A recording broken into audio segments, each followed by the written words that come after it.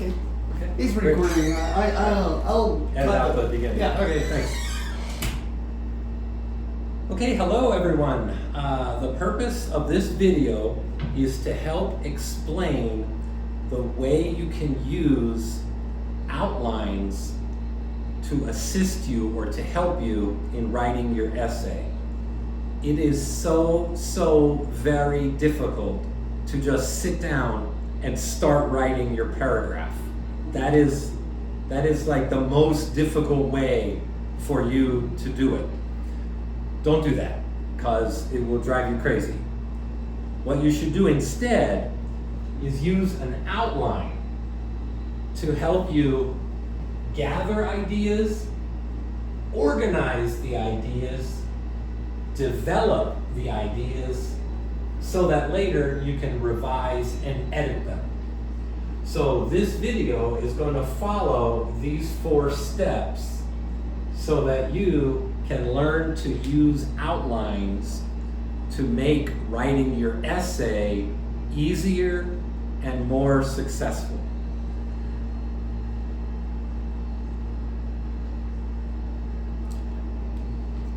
The best way to use a graphic organizer like an outline or a web, but I'm going to focus on outlines today, is so that, like I said, you can gather, organize, and then develop your ideas before you write any sentences.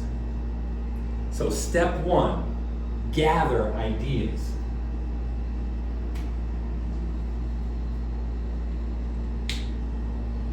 Here is a very simple model of an outline. Notice main idea. Number 1, supporting idea. Number 2, supporting idea. Optional, more detail. Optional, more detail. Number 3, supporting idea. And number 4, supporting idea. This is just the basic structure of what it looks like. But right now there's no real detail there. It's just the structure. By the way, you've been calling supporting idea in this class, you and Hugo have been calling that the point of view. But there's many different names. I'm calling it supporting idea. It's the same concept. Okay, so now what we're going to do is use this structure for a real topic. And I'm going to use a very simple topic that all of you are very familiar with: Guatemalan foods, or foods of Guatemala. So my main idea is foods of Guatemala.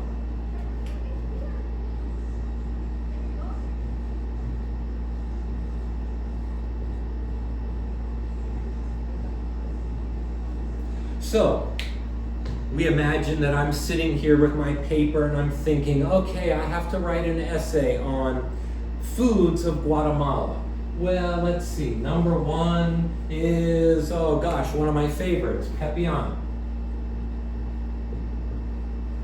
And let's see, another one, number 2, enchiladas.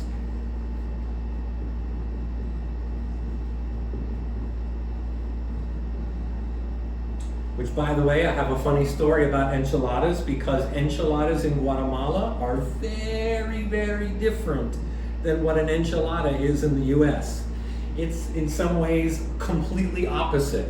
So the first time I ordered them, I was expecting what I know to be an enchilada, and what I got is this thing that's very different.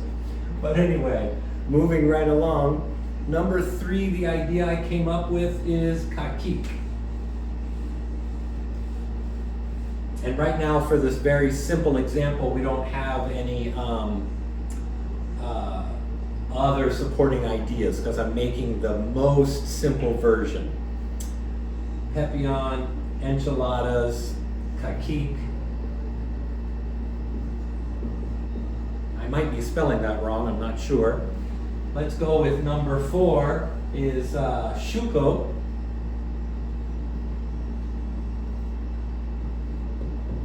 And for this example, I came up with 5. Dobladas. Now, keep in mind that obviously I could go on with many, many other foods. There are many other foods in Guatemala, but I just want to make a simple example so that you can wrap your head around the concept. So, my topic, foods of Guatemala, my supporting ideas about that topic, pepián, enchiladas, caquic, chuco, and dobladas. This is one very simple example of an outline. In the next example, there's going to be actually 2 supporting ideas with several other supporting ideas below them. It's just slightly more complicated, but the same idea. Instead of there just being one main idea and then 5 supporting ideas under it,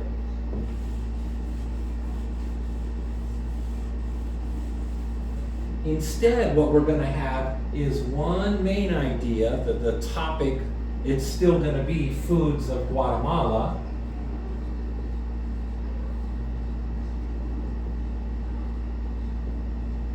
But there's going to be one supporting idea of street food.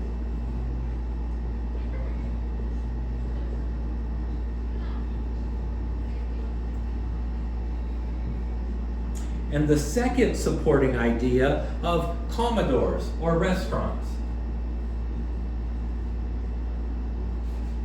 I'm not sure how to spell comedor. Is it 2 M's?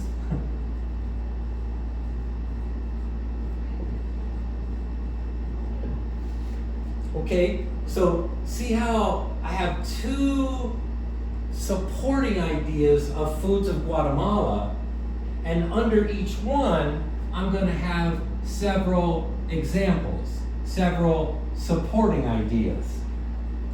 So, for street foods, first one, I have chucos.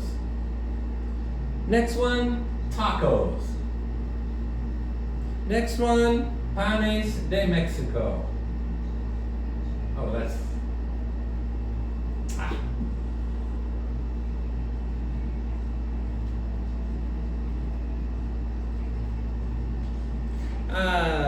Next one is dobladas. And the next one is paches. Hoy es Dia de los Paches, one of my favorite days. Okay, under comedors, I have come up with churrasco,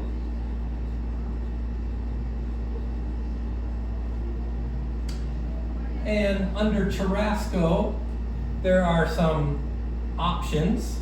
We could have pollo, res, or pork. After churrascos, I came up with caldos.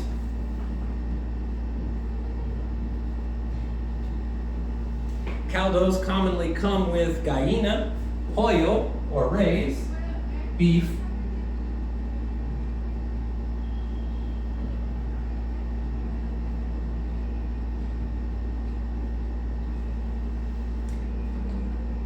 I also thought of gringas, tamales, and enchiladas.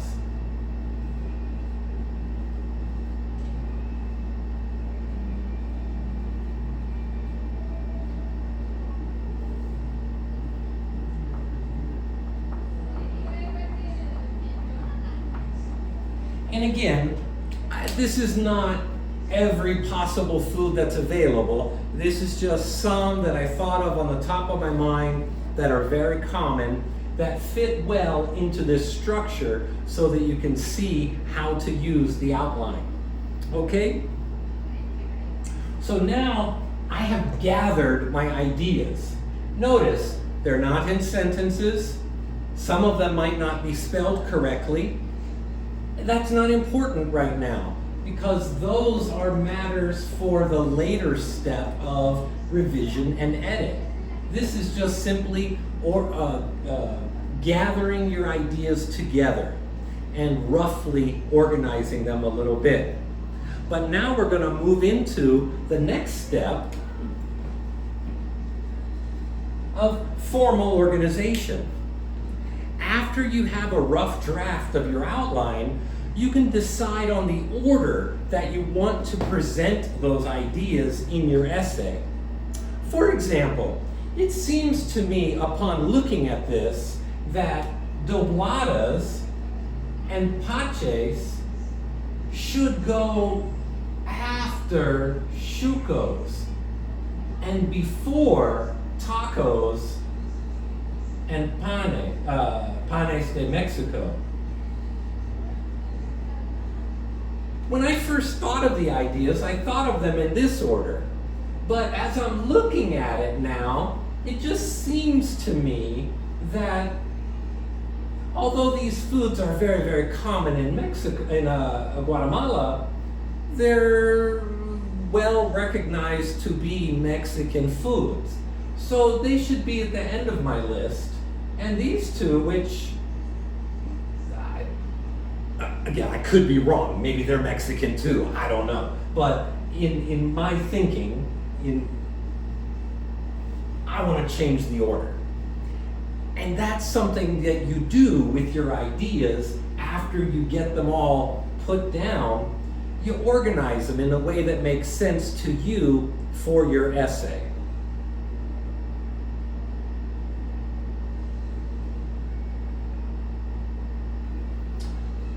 Another thought that comes to mind as I look at it, chicken, beef, and pork in churrascos and caldos, well, truthfully, those fit with so many. You can get your gringa with chicken or beef or pork. You can get your tamale stuffed with chicken, beef, or pork. The enchiladas, I don't know if I'm not sure. I only had them that one time. The doblada, the panes, the taco, even the chuco could possibly have other combinations of meat. So even though I thought of it like this, while I'm looking at it, I realize that I should have these pulled out of this subtopic area, and I should make a sentence very early on in my essay to say and describe that chicken, beef, and pork are very common foods available in Guatemala, and they can be prepared in a variety of different ways. Again, this is an example of how to organize your ideas. When you find something that you thought of, you might decide there's a better place to put it. And so those are going to be up here.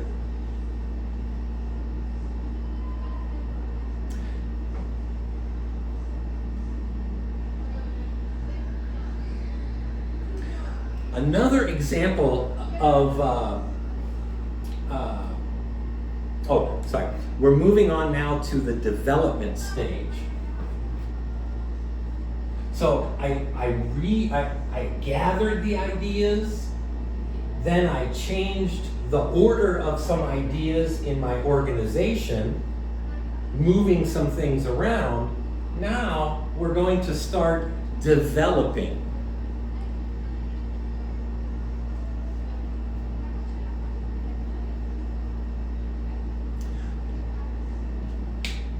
One example of a topic that comes to my mind as I'm developing my ideas is that in Guatemala, corn is a very common part of the meal. Corn and corn products are prepared in a variety of different ways.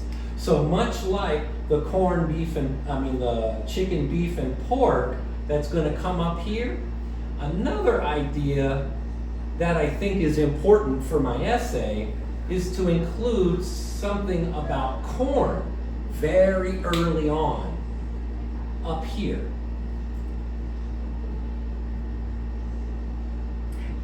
As opposed to, for example, wheat flour, which is really common when I was in Livingston and Rio Dulce. It seemed like every place had tortilla de harina, and yeah, you could get some corn tortillas if you went to the little place where they have the tortillas.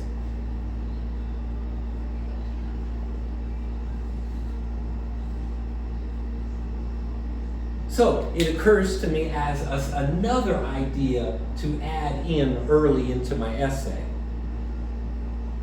Okay, so now I'm going to take just a moment to clean this up so that it looks more like these reorganized ideas.